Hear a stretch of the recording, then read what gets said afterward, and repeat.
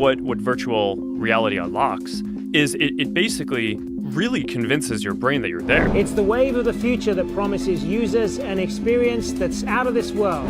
So what we want to do in this is actually capture your whole body so that you actually are physically present. Beyond the fun and games, how will virtual reality change our lives?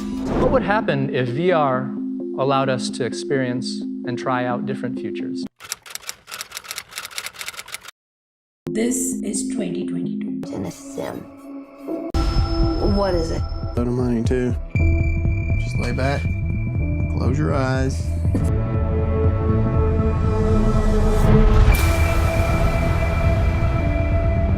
This is London.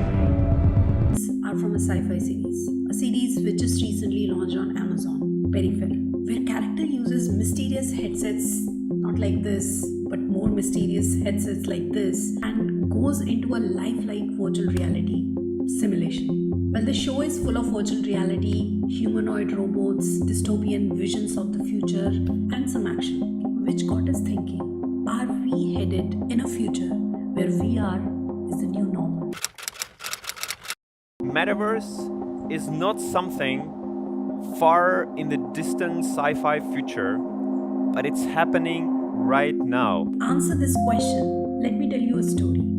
A story about William Gibson, the writer who invented cyberspace with his Neuromancer trilogy, and one of the most influential sci-fi writer that we have right now. The sci-fi series, which just recently launched on Amazon, The Peripheral, is actually based on a novel by William Gibson. The Peripheral, where the metaverse become actually real.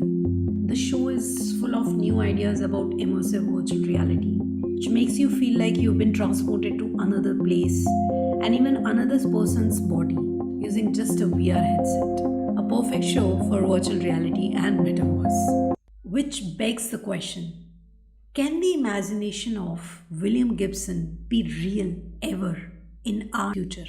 People are constantly surprised at how real and how visceral it already feels. And we're only starting to scratch the surface of what's possible. Well, we all seems to be ready for virtual reality and metaverse.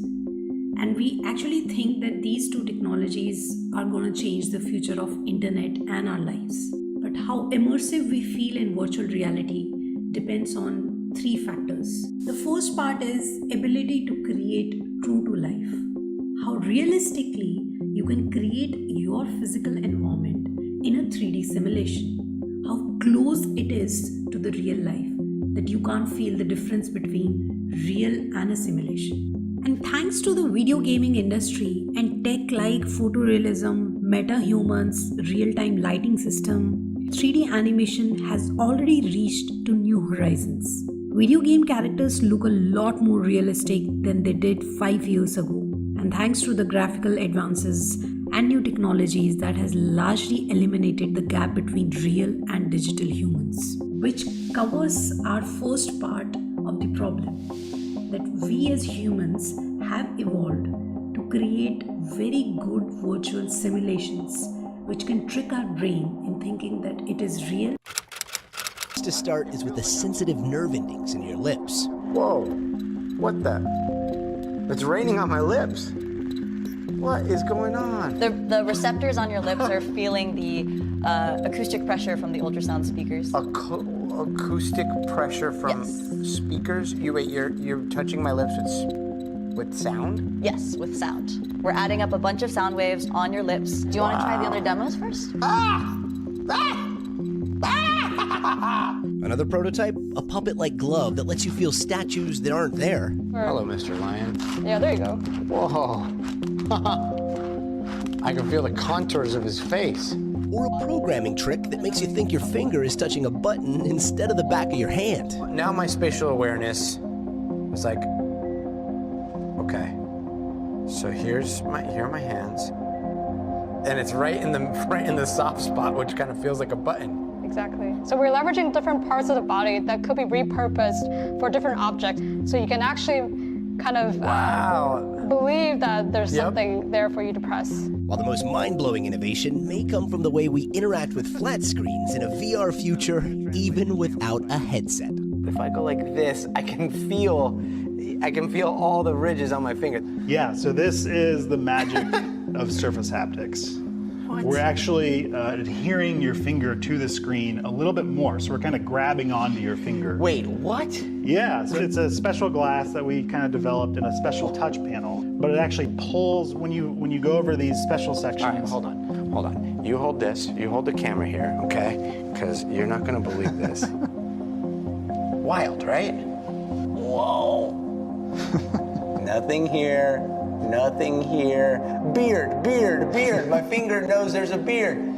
I can't describe it, but it feels very, very similar. Like my finger is literally tricked into thinking that I'm touching a scruffy beard. And the second part is whether VR can simulate the senses of humans. The senses of touch, senses of taste. Touch the metal conductors, I don't know what you call this. It's an electrode. It's an electrode.